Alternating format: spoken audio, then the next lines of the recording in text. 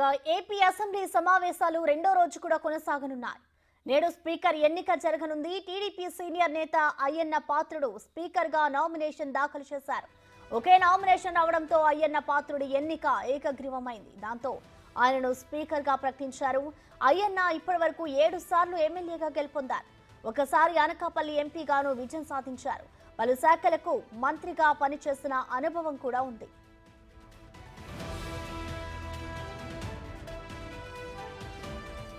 మరోవైపు ఈ రోజు జరగనున్న అసెంబ్లీ సమావేశాలకు రాకూడదని వైసీపీ నిర్ణయించుకుంది. స్పీకర్ బాధ్యతల స్వీకరణ కార్యక్రమానికి దూరంగా ఉండాలని వైఎస్ జగన్ భావించినట్లుగా తెలుస్తోంది.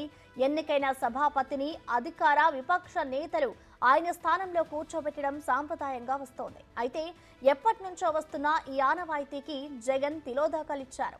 అసెంబ్లీ సమావేశాల్లో పాల్గొనకుండా జగన్ వ్యక్తిగత పర్యటన పెట్టుకోవడం పట్ల సర్వత్రా విమర్శలు గుప్పిస్తున్నారు.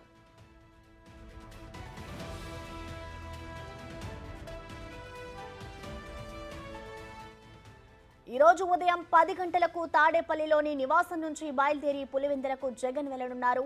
3 రోజుల పాటు జగన్ పులివెందులలో ప్రజలకు అందుబాటులో ఉంటారని వైసీపీ వర్గాలు వెల్లడించాయి. గడిచిన కొన్ని దశాబ్దాలుగా ఎప్పుడూ ఎంతటి ఘోర పరాభవం చూడని వైఎస్ కుటుంబం మొట్టమొదటిసారి కడప జిల్లాలో భారీ ఓటమిని చవిచూసింది. సొంత జిల్లాలో దాదాపు 7 ఓడిపోవడానికి సంబంధించిన అంశాలపై సుదీర్ఘంగా చర్చించనున్నట్లు తెలుస్తోంది.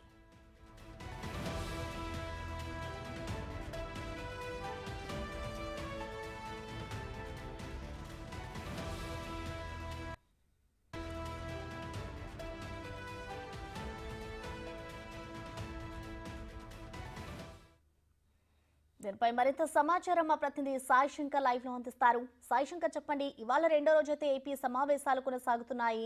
ఇటు స్పీకర్ ఎన్నిక కూడా జరగబోతోంది. చూసుకుంటే ఇటు వైసీపీ కూడా అసెంబ్లీకి రావద్దు అంటూ కూడా నిర్ణయించుకుంది. మరి దీనికి సంబంధించిన డీటెయిల్స్ ఎలా ఉన్నాయి? స్పీకర్ ఎన్నిక ఉన్న నేపథ్యంలో వైఎస్ జగన్ రాకపోవడాన్ని టీడీపీ నేతలు ఏ విధంగా తీసుకుంటున్నారనుకోవచ్చు?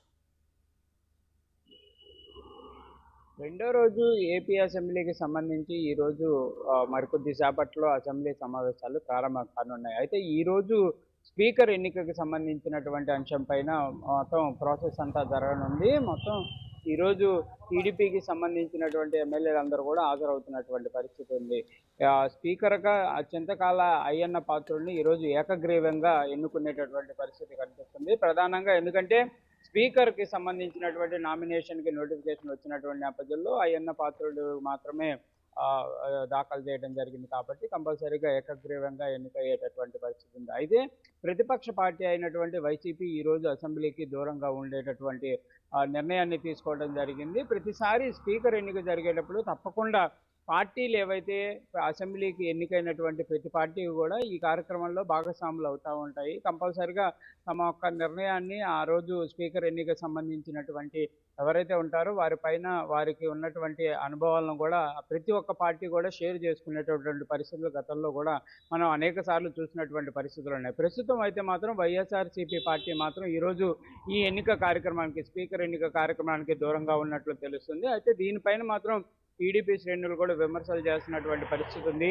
ఈ పార్టీకి సంబంధించినటువంటి అంశాలు గెలిపోవటములు పక్కన పెడితే కంపల్సరీగా అసెంబ్లీకి వచ్చి తమ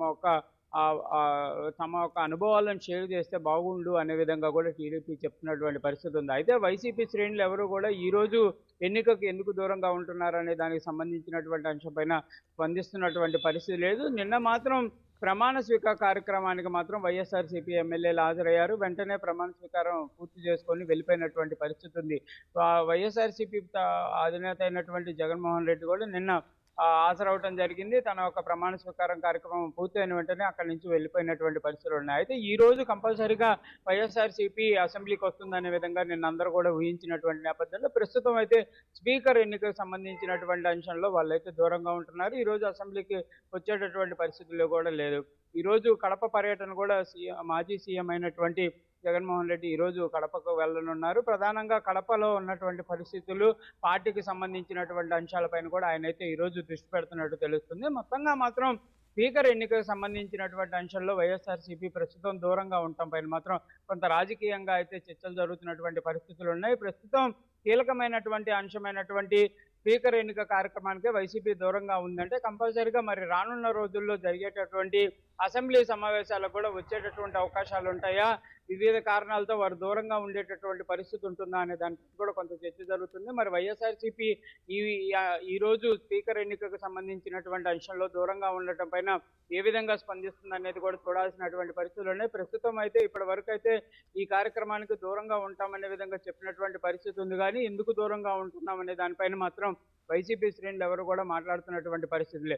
అయితే ఈ రోజు కార్యక్రమం చూస్తే మొదటగా స్పీకర్ ఎన్నికకు సంబంధించినటువంటి అంశాల్లో ప్రపోజల్ చేస్తారు. తర్వాత సభ్యులు ఎవరైతే సభకు హాజరయ్యారో వాళ్ళందరూ కూడా ఏకగ్రీవంగా ఎన్నుకునేటటువంటి పరిస్థితి ఉంటుంది. మొత్తం కూటమికి సంబంధించినటువంటి పార్టీలన్నీ కూడా ఈరోజు స్పీకర్ ఎన్నికకు సంబంధించినటువంటి అంశంలో అయ్యన్న పాత్రుని ఏకగ్రీవంగా ఎన్నుకునేటటువంటి పరిస్థితులు ఉంటాయి. తర్వాత స్పీకర్ తన ఒక ప్రమాణ స్వీకారం జరుగుతుంది. తర్వాత స్పీకర్కి సంబంధించినటువంటి అంశాలను కూడా ప్రతి ఒక్క సభ్యులు తమ యొక్క అనుభవాలు, ఆయనతో ఉన్నటువంటి పరిస్థితులు కానీ, ఆయనకు ఉన్నటువంటి సిచ్యువేషన్లు, రాజకీయ ప్రస్థానంలో అనేక అంశాలపైన కూడా వాళ్ళందరూ కూడా మాట్లాడి శుభాకాంక్షలు తెలిపేటటువంటి పరిస్థితులు ఉంటాయి. తర్వాత స్పీకర్ కూడా తన యొక్క అనుభవాలను షేర్ చేసుకున్న తర్వాత మరి అసెంబ్లీకి సంబంధించినటువంటి అంశాలను ఏ విధంగా ముందుకు తీసుకెళ్తారనేది చూడాల్సినటువంటి పరిస్థితులు ఉంటాయి. ఈ రోజు మాత్రం స్పీకర్కి సంబంధించి, డిప్యూటీ స్పీకర్ సంబంధించినటువంటి అంశాలపైన మాత్రం ఈ రోజు అసెంబ్లీ సమావేశాలు జరిగేటటువంటి పరిస్థితి కనిపిస్తుంది. Thank you Sai Shankar.